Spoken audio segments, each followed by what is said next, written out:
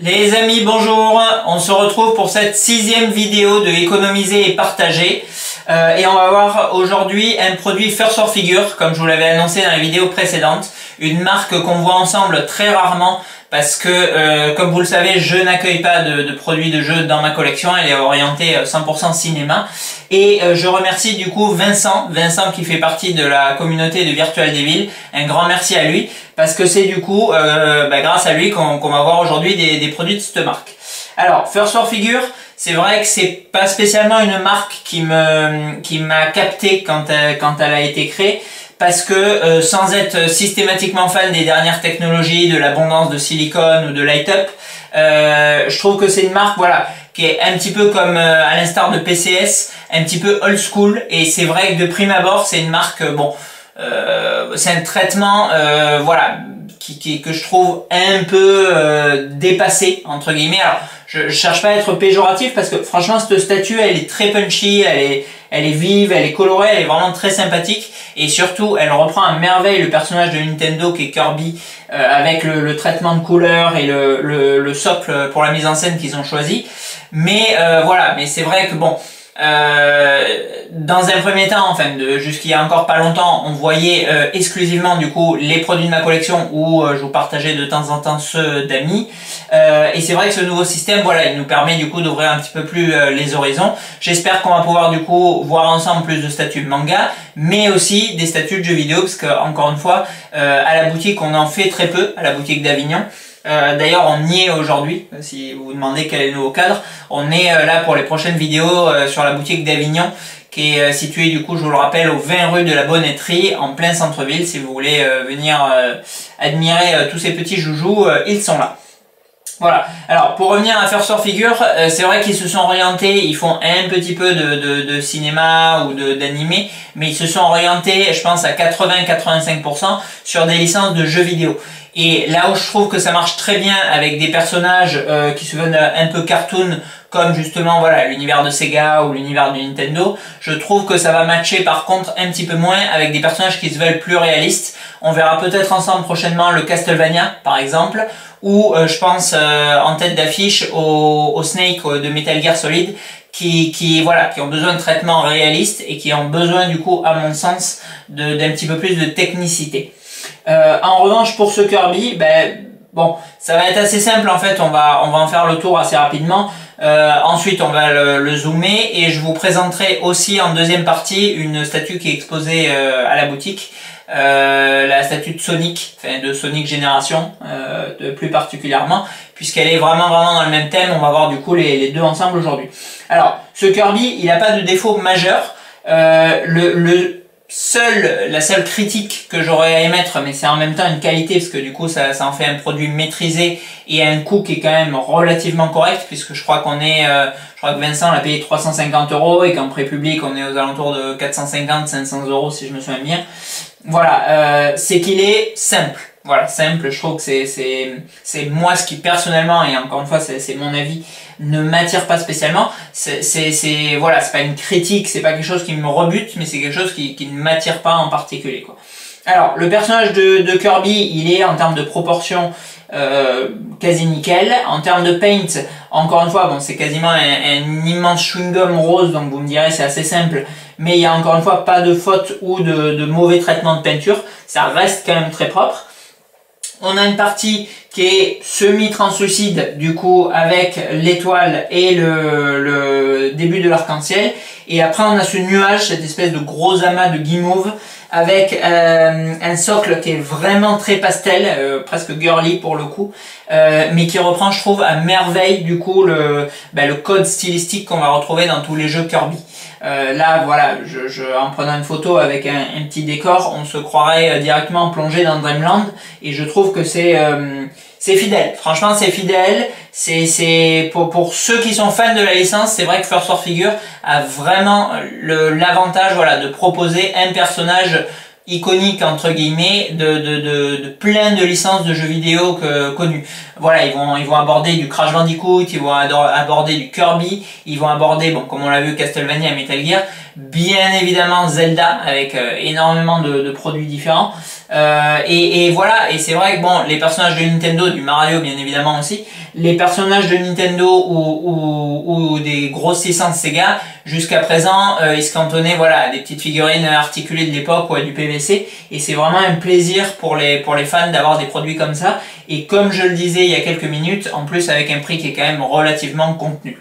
Donc c'est vrai que c'est pas une statue où on va faire waouh waouh impressionnant, délirant, démentiel, mais c'est encore une fois quand même un produit qui est limité avec un certificat qui est, je trouve, très très sympa, style un peu carte bancaire, là ça fait vraiment très joli, voilà, pour quelques centaines d'euros, et c'est appréciable parce qu'aujourd'hui c'est quasiment le prix des frais de port pour les grosses pièces. Allez, on va zoomer du coup notre ami Kirby et on se retrouve tout de suite pour Sonic. À tout de suite. Alors le certif, vraiment très joli. Et du coup, alors notre socle qui reprend bien sûr le décor de ciel étoilé qu'on va retrouver dans Kirby. Les petites étoiles avec le nuage, vraiment bien retranscrit également. L'étoile de Kirby.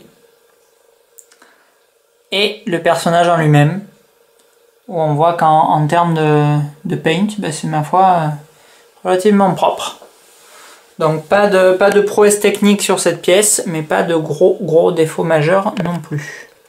Allez, on a vu du coup grosso modo ce que ça donnait avec Kirby. Là on se retrouve maintenant avec notre ami Sonic. Alors là c'est une statue qui est quand même un peu plus ancienne, parce que Kirby c'est une statue qui est actuelle, c'est une statue qui va avoir 3-4 mois si je dis pas de bêtises. En revanche cette statue de Sonic, je crois qu'on l'avait à la boutique de Nîmes depuis 2-3 ans en expo. Là maintenant elle est du coup présente là avec ses petites copines sur la boutique d'Avignon. Je vous ferai d'ailleurs peut-être un zoom là sur une des vidéos de ce que vous pouvez venir voir. Alors là on a un traitement qui est quand même, on voit qu'il se perfectionne petit à petit force sur figure, parce que c'est vrai que là en termes de précision, en termes d'aplat, je trouve que c'est quand même bon, c'est déjà plus sommaire, un petit peu plus fade dans les teintes et surtout beaucoup moins précis. C'est vrai que voilà, on a des espèces de fondus, de lignes, on le verra lors du zoom, qui sont quand même pas ultra nettes.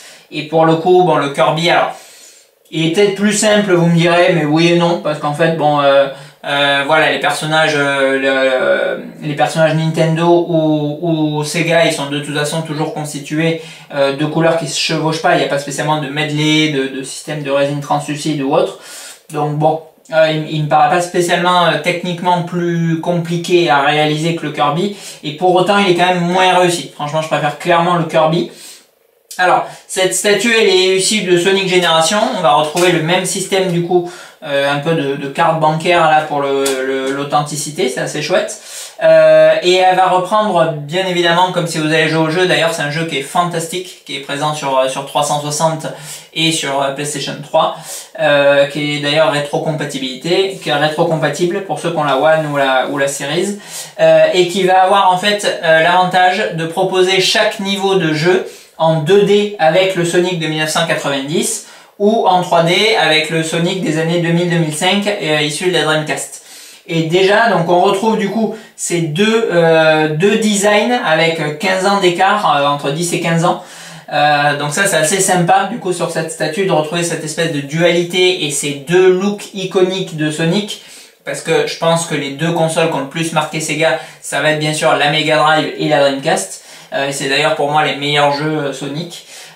Et voilà, et ce jeu du coup Sonic Génération, il va proposer des niveaux à fond la caisse en 3D, avec voilà, un peu à l'instar de Crash Bandicoot, avec tout le temps des trucs qui viennent en arrière-plan essayer de vous broyer, de vous écraser, de vous dévorer, etc.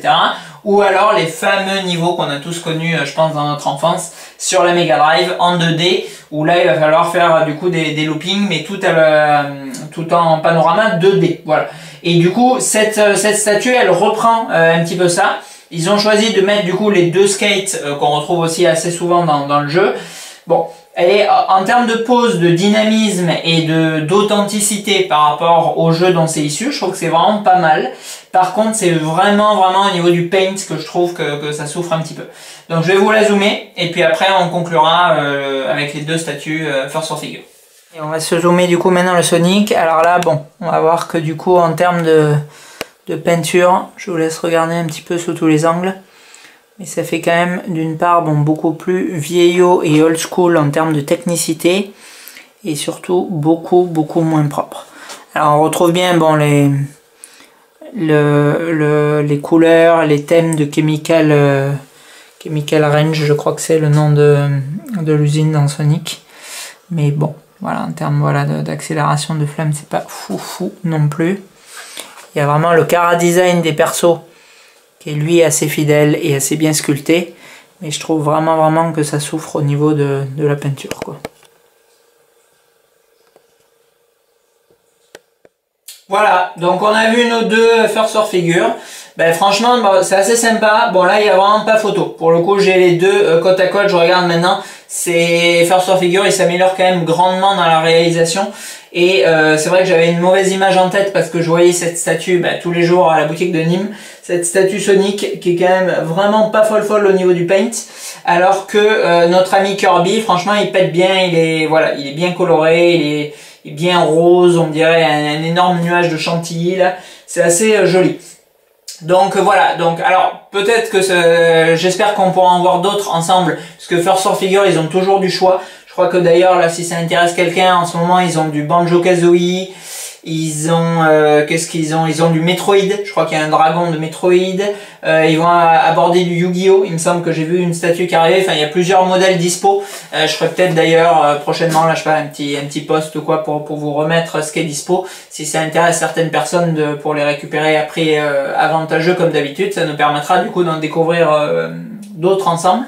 Mais voilà, je pense que bon, il faut choisir les personnages, ça va pas être forcément tous. Et surtout, ils ont l'air vraiment de s'améliorer en termes de qualité. Donc, quitte à acquérir des statues dans la mesure du possible, parce que bien évidemment, ils n'ont pas fait plusieurs statues de chaque licence, mais dans la mesure du possible, je vous conseillerais de vous orienter vers des statues le plus récentes possible.